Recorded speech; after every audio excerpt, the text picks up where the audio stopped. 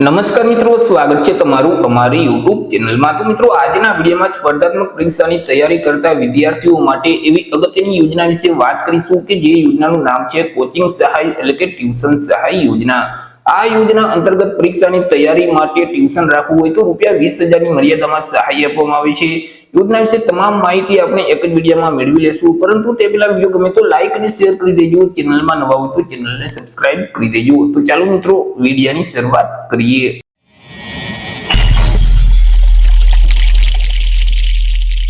તો સૌથી પહેલા તો મિત્રો આપણે વાત કરી લઈએ આજે કોચિંગ સહાય એટલે કે ટ્યુશન સહાય યોજના છે તે યોજનાનો મુખ્ય હેતુ શું છે।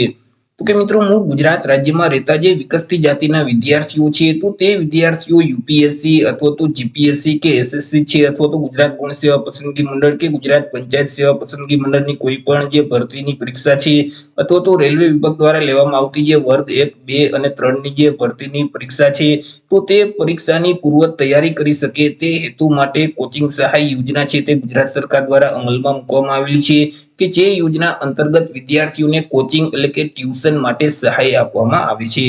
વાત કરી લઈએ આપણે સહાય વિશે કે સહાય કેટલી અને કેવી રીતે મળવા પાત્ર થશે। તો કે આ યોજના અંતર્ગત વિદ્યાર્થીઓએ જે ટ્યુશન ફી ભરેલ છે તે ટ્યુશન ફી અથવા તો વધુમાં વધુ ₹20,000 બે રકમમાંથી જે રકમ ઓછી હશે એટલી વિદ્યાર્થીઓને સહાય છે તે આપવામાં આવશે અને સહાયની સીધી જ રકમ છે તે વિદ્યાર્થીઓના બેંક ખાતામાં ડીબીટીના માધ્યમથી જમા કરાવી દેવામાં આવશે। વાત કરી લઈએ યોજનાના નિયમો અને યોજનાની શરતો વિશે કે આ યોજનાનો લાભ મેળવવા માટેના નિયમો કેવા રહેશે અને તેમની શરતો શું રહેશે। તો કે આ યોજનાનો લાભ છે તે હાલ મિત્રો અત્યારે મૂળ ગુજરાત રાજ્યમાં રહેતા જે સામાજિક અને શૈક્ષણિક રીતે પછાત વર્ગના વિદ્યાર્થીઓ છે તો તે વિદ્યાર્થીઓ માટે હાલ અત્યારે ઓનલાઈન અરજી ફોર્મ શરૂ કરવામાં આવેલા છે જેથી કરી હાલ અત્યારે તે વિદ્યાર્થી આ યોજનાનો લાભ છે તે મેળવી શકશે। મિત્રો, અહીં વિદ્યાર્થી જે પરીક્ષાની તૈયારી કરે છે, જે પરીક્ષા માટે ટ્યુશન રાખવા માંગતા હોય તો તે ભરતીમાં જે નિયત કરેલ શૈક્ષણિક લાયકાત છે અને જે વય મર્યાદા છે તે ધરાવતા હોવા જોઈએ અને જે તે શૈક્ષણિક લાયકાત છે તેમાં 50% કે તેના કરતા વધારે ટકાવારી વિદ્યાર્થીઓએ મેળવેલ હોવી જોઈએ। તે સિવાય વિદ્યાર્થીના કુટુંબની વાર્ષિક આવક મર્યાદા નક્કી કરવામાં આવેલી છે। વિદ્યાર્થીના કુટુંબની જે વાર્ષિક આવક છે તે ₹4,50,000 કરતા ઓછી હોવી જોઈએ। જો ₹4,50,000 કરતા વધારે વાર્ષિક આવક હશે તો તે વિદ્યાર્થી આ યોજનાનો લાભ મેળવી શકતા નથી। તે સિવાય તો કે વિદ્યાર્થી જે સંસ્થામાં કોચિંગ કરતા હોય તે સંસ્થા પાસેથી હાજરી પત્રક મેળવી અને વિદ્યાર્થીઓએ રજૂ કરવાનું રહેશે। વિદ્યાર્થી જે સંસ્થામાં કોચિંગ કરે છે તે સંસ્થા પાસે ઓછામાં ઓછો 3 વર્ષનો કોચિંગ રિલેટેડ અનુભવ હોવો જોઈએ અને તે સંસ્થા છે તે જીએસટી અથવા તો પાન નંબર ધરાવતી હોવી જોઈએ અને તે સંસ્થા છે તે મુંબઈ જાહેર ટ્રસ્ટ અધિનિયમ 1950 અથવા તો કંપની અધિનિયમ 1956 અથવા તો શોપ એન્ડ એસ્ટાબ્લિશમેન્ટ એક્ટ 1948 આ 3 કાયદામાંથી કોઈ પણ એક અધિનિયમ હેઠળ તે સંસ્થા નોંધાયેલી હોવી જોઈએ અને અન્ય જે સરકારી ધારાધોરણો છે તેનું પાલન તે સંસ્થા કરતી હોવી જોઈએ તો જ મિત્રો અહીં કોચિંગ સહાયનો યોજનાનો લાભ છે તે વિદ્યાર્થી મેળવી શકશે। અરજી ફોર્મ વિશે વાત કરીએ કે અરજી કઈ જગ્યાએ કરવાની રહેશે। આ યોજનાનો લાભ મેળવવા માટે વિદ્યાર્થીઓએ જે ઈ સમાજ કલ્યાણનું પોર્ટલ છે તે પોર્ટલ મારફતે ઓનલાઈન અરજી ફોર્મ ભરવાનું રહેશે એટલે કે જે ઈ સમાજ કલ્યાણ.gujarat.go.in નામની જે વેબસાઇટ છે તે વેબસાઇટ ઉપર જઈ વિદ્યાર્થીઓએ ઓનલાઈન અરજી કરી દેવાની રહેશે।